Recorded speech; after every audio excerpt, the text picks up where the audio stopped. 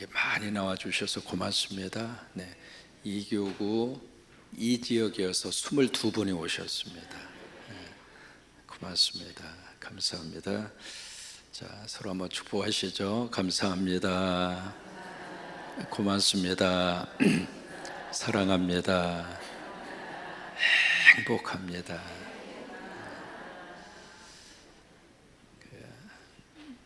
지난 주일 오후에 장재란 목사님 제주 동복교회 취임식에 다녀왔습니다. 제주 동복교회가 역사가 116년이 됐더라고요. 한국의 우리 장로교회 최초의 선교사가 이기풍 목사님이십니다. 그때 평양신학교회 7분이 졸업을 하셨는데 이제 그 중에 한 분이 이기풍 선교사님, 유명한 그 애화가 있잖아요. 선교사님 돌로 막 치고 그렇게 해서 이제 예수 믿게 돼서 어쨌든 이번에 신학교에 들어가시게 되고 이분이 선교사님이 되셔가지고 최초로 파송받은 장소가 제주도였습니다. 물 건너였고 이제 먼 나라처럼 느껴지던 그런 시절이었죠. 근데 이분이 제주도 지역을 쭉 이렇게 선교를 다니면서 14개 교회를 세우세요. 이제 그 중에 최초의 교회가 동복교회예요.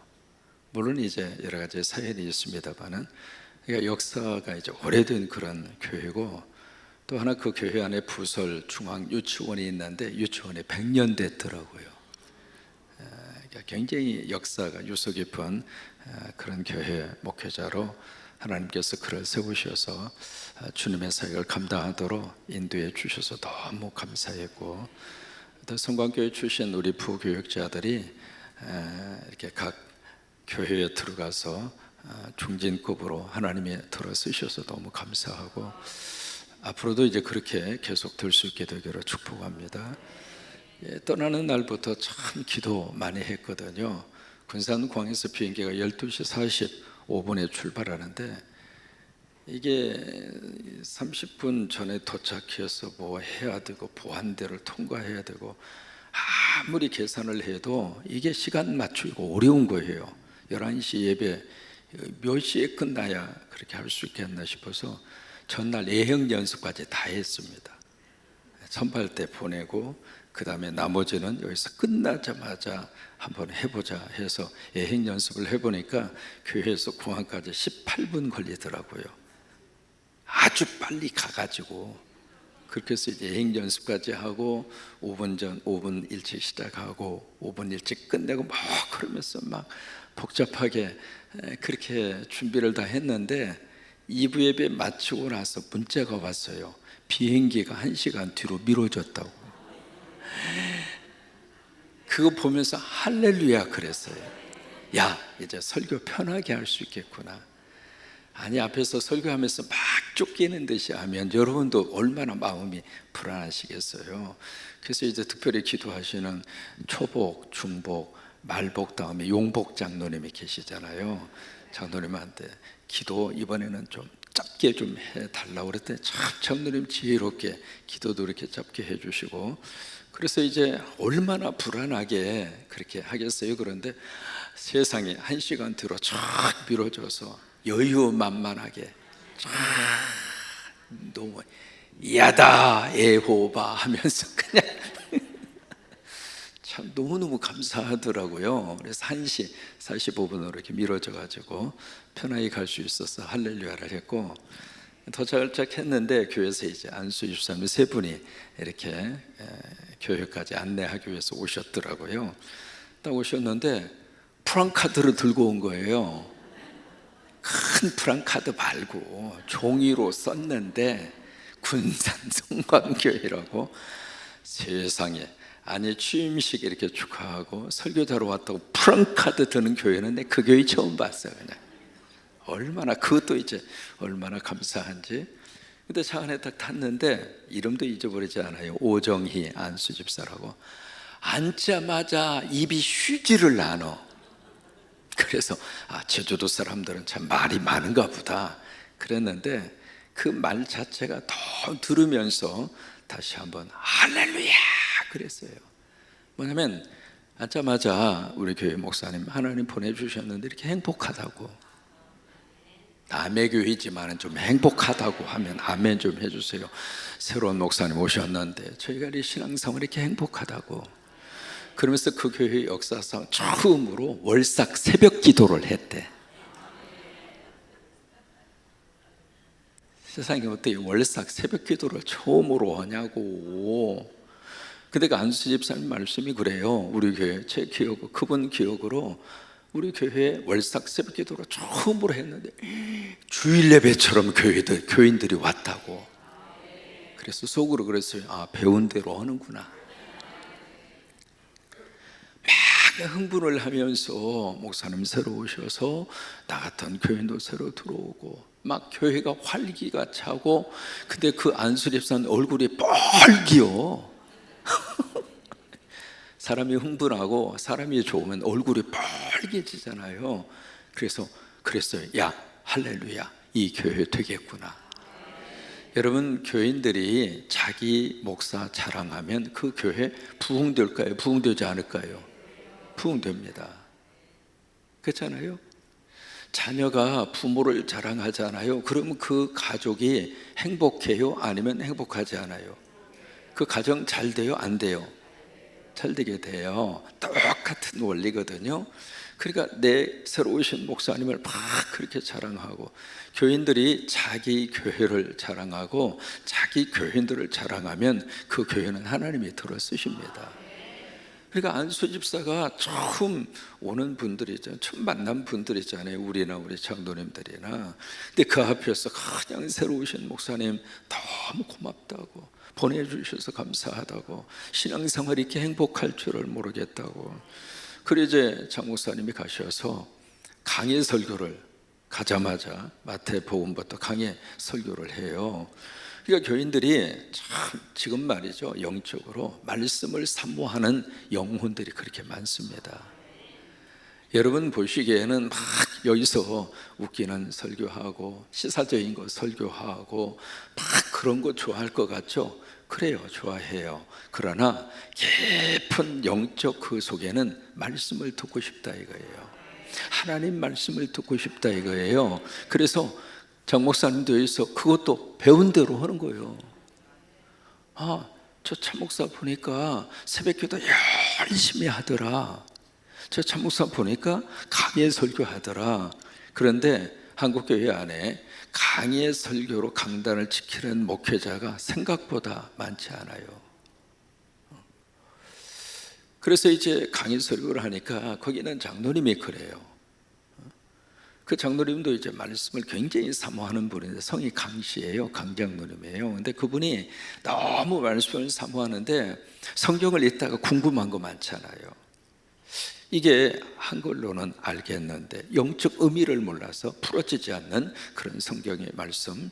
그래서 이제 강의 설교를 하면서 다 그 말씀들이 풀어지니까 그 장로님이 그렇게 행복해서 목사님 이 말씀이 그렇군요. 그러면서 그냥 너무 행복해서 점심도 사주더라고.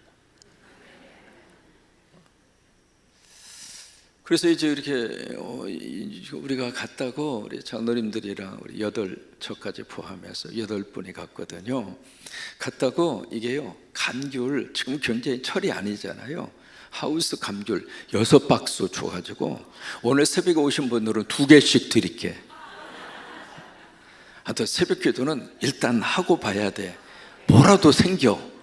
참, 올 때마다 꼭 기도하세요. 주님, 오늘 영적 말씀도 먹게 하시고 혹시라도 육적 양식도 꼭 주시면 고맙겠습니다. 오늘 오신 분들은 제도도에서 직송한, 어제 우리들이 들고 비행기 타고 왔어요. 2개씩 잡수실 수 있을 것 같아요. 끝나고 드릴 테니까 꼭 가서 받아가시기를 바랍니다.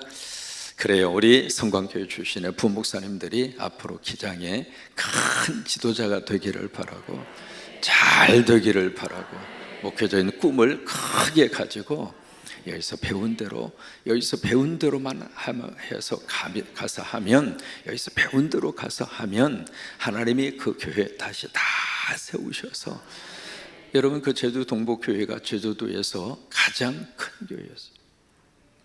지금은 이제 다른 교회로 이렇게 옮겨갔습니다. 다시 한번 성령의 바람을 하나님이 꽉 불어넣어 주셔서, 참 신기한 것은 전임자 목사님이 신갈 장로교회로 가셨어요. 10년 목회하시고. 근데 전임자 목사님이 와서 축사를 해요. 참 좀 신선한 그런 모습이었거든요. 전임자 목회자가 떠나셨는데 다시 오셔서 후임자가 취임하는 그 취임식에 축사를, 제가 이제 그런 케이스 거의 못 봤거든요. 근데 그것도 참 아름답더라고요. 그래서 이제 그분이 오셔서 하셔서 내가 그 이야기를 들었어요. 그분이 10년 전에 제주도에 딱 와서 목사님 모임에 딱 갔는데 제주 동북교회에 대해서 두 가지 말을 듣고 충격을 먹었대요. 저처럼 제주 동북교회가 1등이라고. 그래서 그 1등인데 뭐냐면 쌈박질 하는데 1등이라고. 그 말에 충격을 먹었대요. 얼마나 교회가 많이 싸웠으면.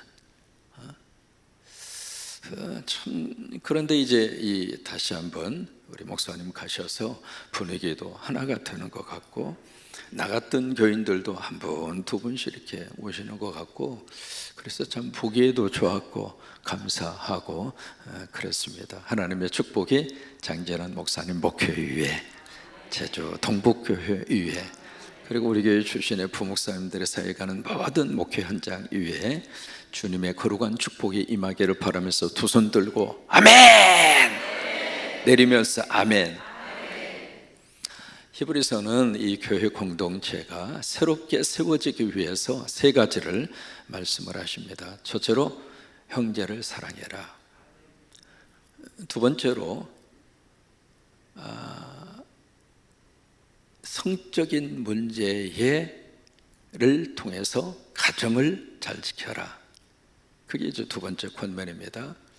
세 번째로 주시는 권면이 물질 문제입니다. 우리 신앙생활 하면서 하나님을 가장 멀리 하게 하는 암적 요소가 두 가지입니다. 첫째가 뭔가? 간음이고, 두 번째가 물질 문제입니다. 물론 하나님을 떠나기 위해서 그 짓을 안 했짓이라고 표현해서 미안합니다만은, 그 행위를 안 했다 하더라도 결과적으로 간음하면 교회 떠납니다. 숨길 수는 있습니다. 그러나 본인은 압니다. 직분을, 어느 직분을 가졌든지 간에 음행을 하거나 간음을 하면 하나님으로부터 떠납니다. 인정하십니까? 이게요, 교회 생활의 가장 큰 암적 요소입니다. 두 번째로 신앙생활에서 하나님을 가장 멀리하게 하는 것이 바로 뭘까? 돈 문제입니다. 그래서 이제 오늘 이 히브리서를 읽고 있는 이 믿음의 공동체에게 이 두 가지를 아주 심각하게 그들에게 제시하는 거예요. 여러분, 목적이 이끄는 삶 책 아시죠? 릭 워런 목사님이 쓴 책입니다. 그 목사님은 한국 교회 안에 굉장히 많이 유명한 분이죠. 세델백 교회라고 하는 교회를 개척해서 세계적인 교회로 일구신 분입니다. 그분이 목적이 이끄는 삶, 그 책 한 권만 가지고도 그 인세를, 그 베스트셀러잖아요. 그 인세만 받아가지고도 롤스로이스 차를 100대를 살 정도로 그렇게 많은 인세를 벌어들인 분입니다. 근데 이분이 몇 가지 철칙이 있습니다. 첫째로 어떤 경우가 있어도 여자 성도와 단둘이 밀폐된 공간에서 만나지 않는다. 그게 그분의 철칙입니다. 두 번째로 닉 워런 목사님이 가져온 철칙 가운데 하나가 인세를 받았던 뭘 했던 자기가 버는 물질의 10%만 쓰고 90%는 하나님 앞에 드린다. 세 번째, 자기는 어떤 명예의 그 자리와 명예의 유혹을 이기기 위해서 1년이면 이분이 2달간, 이제 그분은 미국 교회 목사님들은 매일 그렇게 설교 안 합니다. 1년에 30번 설교합니다.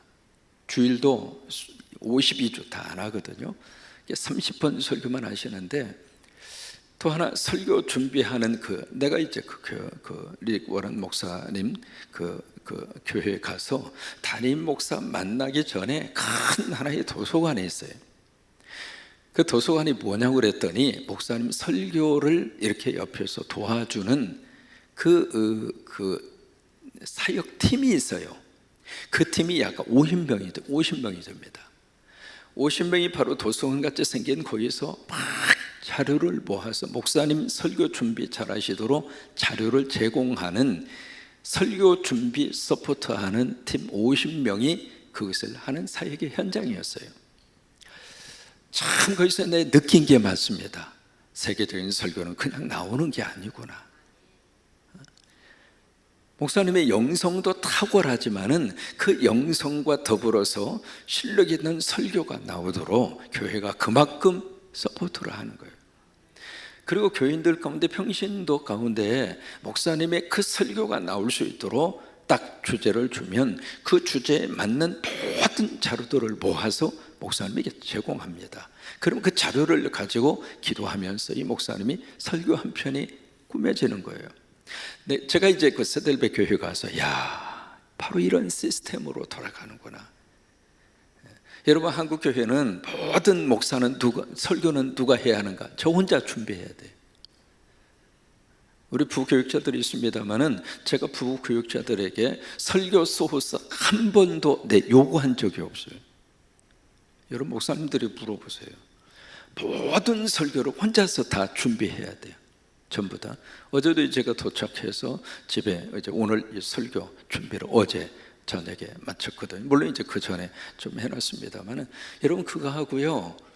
1년에 30번 설교하는 그 설교를 그렇게 옆에서 도와주고 자료를 제공하고 그렇게 준비하는 거하고 같겠어요?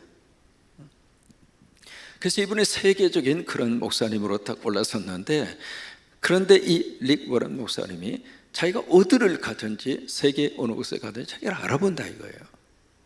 그래서 나도 모르게 우쭐대고 나도 모르게 명예욕에 오를까 봐서 이분이 1년에 2달 동안 어디로 가느냐면 자기를 알아보지 못하는 아프리카 오지로 떠납니다. 왜? 자기가 명예의 유혹에 빠지지 않으려고. 그 이야기를 이렇게 들으면서 참 위대한 목사가 그냥 나오는 게 아니구나 그 생각이 드는 거예요. 오늘 여기 돈 문제가요, 이 보통 문제가 아닙니다. 목사도 마찬가지입니다. 평신도 지도자도 똑같아요. 다. 오늘 이제 뭐라고 말씀을 하시는가? 3가지의 말씀을 하십니다. 첫째로 돈 사랑하지 말아라. 2번째, 있는 것을 촉하게 여겨라. 3번째, 하나님의 약속 믿고 살아라. 내가 결코 너 떠나지 아니하겠고 내가 결코 너 버리지 않을 거야. 신명기 8장에 있는 말씀, 여호수아에서 있는 말씀, 하나님이 약속하지 않았는가? 이 하나님의 약속을 믿고 그리고 이 땅에서 살아라. 그게 오늘 3가지 메시지의 내용입니다. 따라서 한번 해보실까요? 돈 사랑하지 말라. 있는 바를 족한 줄로 알가. 하나님의 약속을 믿고 살라. 아멘. 이 3가지 말씀을 주시는 거예요. 그런데 오늘 이 말씀을요 잘 기억하셔야 돼요. 이걸 일반화하기 전에 이 말씀을 어떤 상황에서 주셨는가? 우리가 성경을 읽어갈 때 항상 이 질문이 먼저 있어야 돼요. 이 말씀이 누구에게 어떤 상황에 있는 처지에 있는 대상에게 주셨는가? 그래야 이 말씀의 의미가 거기서부터 우리가 해석이 되는 거예요. 그 상황도 그 대상도 하나도 기억을 안 하고 뚝 띄어서 지금 이 시대를 사는 우리들에게 이 말씀을 바로 적용하잖아요. 그러면 뭔가 모르게 이 말씀의 의미가 자꾸 약화됩니다. 그래서 1차적으로 어떤 처지와 어느 대상에게 말씀을 주셨는가, 이게 먼저 우리가 이해가 돼야 돼요. 이 히브리서를 받고 있는 교인들이 질문합니다. 편한 생활하고 있는 사람들이었습니까? 아니면 막 박해를 받고 떠돌이 생활을 하고 궁핍과 어려움 중에 있는 사람들이었습니까? 1번일까요? 2번일까요? 2번입니다. 그 사람들 입장으로서는요, 이 먹는 것 자체가 생존입니다. 먹고 사는 문제가. 우리는 지금 먹고 사는 문제가 생존은 아니잖아요. 왜? 기본적인 생활은 하잖아요? 아닌가요? 정 안 되면 국가에서 기초 생활비를 주잖아요? 어떻게 쓰든지 한 푼이라도 두려고 노인 일자리를 창출해서 가서 이렇게 도장만 찍으면 돈 준다며요. 안 그래요? 그러니까 우리는 지금 이 히브리서를 받아서 읽는 교인들하고는 처지가 다르다 이 말이에요. 그러니까 이분들 입장으로서는 박해 속에서 막 지금 유리방황하면서 먹는 문제, 이 문제가요, 그들에게 있어서는 먹지 않으면 죽어요. 그런 속에서 살고 있는 사람들입니다. 그분들에게 지금 이제 뭐라고 말씀을 하시는가? 그러니까 오로지 그들 머릿속에는 이 먹고 자고 먹고, 오늘 먹었으면 내일은 또 뭘 먹어야 할까? 내일은 어디 가서 잠을 자야 할까? 그런 속에서 지금 살고 있는 교인들이에요. 근데 그 교인들에게 뭐라고 이야기하는가? 그러다 보니까 자연스럽게 물질 문제 속에 치우칠 수밖에 없잖아요. 돈을 사랑하는 것과 돈을 좋아하는 것 같을까요? 틀릴까요? 개념이 다릅니다. 돈을 좋아한다, 돈을 사랑한다, 같은 말 같지만은 마지막 결론은 달라요. 좋아한다는 것은 돈이 주는 혜택과 편리함을 즐기는 거예요. 여러분 예수 믿으시고 돈이 주는 편리함과 돈이 주는 혜택을 다 누리시기를 바랍니다. 아멘이죠? 돈이 없어 봐요. 어떻게 돼요? 교회 재정이 자꾸 위축이 돼 봐요. 어떻게 돼요? 이 에어컨 못 틀어요. 우리 교회가 한 달에 전기세가 얼마 나가는 줄 알아요? 700에서 800만 원 나가요. 근데 재정이 딸려봐요. 이 새벽에 이 다 켤 수 있겠어요? 여러분들 누리고 있는 그런 혜택, 지금 교회차 운행하잖아요. 그 교회차가 한 달에 얼마씩 나가는 줄 아세요? 이게 교회 재정이 만약에 위축이 돼봐요. 그 차 운행할 수 있겠어요? 주일날 여러분 끝나시고 만나우리 가서 식사하시잖아요. 그냥 공짜로 나오나요? 우리가 좀 수없이 많은 곳에 선교를 하는데 선교사님들에게 한 달에 지출되는 고정 액수가 국내 선교 그리고 우리 해외 선교 해서 약 한 1,500만 원이 나갑니다. 재정이 없어 봐요. 할 수 있어요? 돈이 주는 편리함과 돈이 주는 그 혜택은 우리가 누려야 돼요. 그래서 여러분 예수 믿으시고 물질 복 받으세요. 아멘 좀 크게 해보세요. 제가 목회하면서 해마다 송구영신 예배 시간에 기도 제목을 써서 내라고 하거든요. 여러분도 한번 해보세요. 감동이 있으면. 근데 그 가족이 해마다 꼭 쓰는 기도 제목이 있었어요. 하나님, 우리 교회에서 내가 11조 가장 많이 내게 해주세요. 해마다. 근데 신기한 것은 그 가정이 제가 목회하던 그 교회에서 11조 가장 많이 해요. 이게 물질이 주는 편리함과 혜택함을 보고 하나님 앞에 선하게 기도하시라고요. 왜 아멘 소리가 줄어들어요? 여러분 돈 싫어하면 굉장히 괴로움을 당합니다. 돈을 돌같이 여기는 사람은 인생도 돌같이 여김을 받아요. 그러니까 돈을 좋아하지 말라 그게 아니에요. 뭐 하지 말라고 그랬어요? 사랑하지 말라고 그런 거예요. 왜 사랑하면 안 되는가? 사랑은 집착과 애착을 가지게 해요. 사랑의 마지막 결론은 뭐가 되는가? 숭배하게 돼요. 그래서 돈과 하나님을 겸하여 예배하지 말라. 예수님이 그래서 그 말씀을 하시는 거예요. 예배 대상의 첫 번 출발이 사랑이에요. 사랑한다고. 그래서 여러분 돈을 사랑하지 말고 돈을 좋아하세요. 돈이 주는 편리함, 돈이 주는 혜택은 많이 누리세요. 누리셔서 예수님 안에서 궁색하지 마시고 예수님 안에서 많이 베풀고 살 수 있을 정도로 우리 성광교회에 오셔서 신앙생활하는 여러분들은 다 그렇게 되시기를 주의 이름으로 축원합니다. 아멘이죠?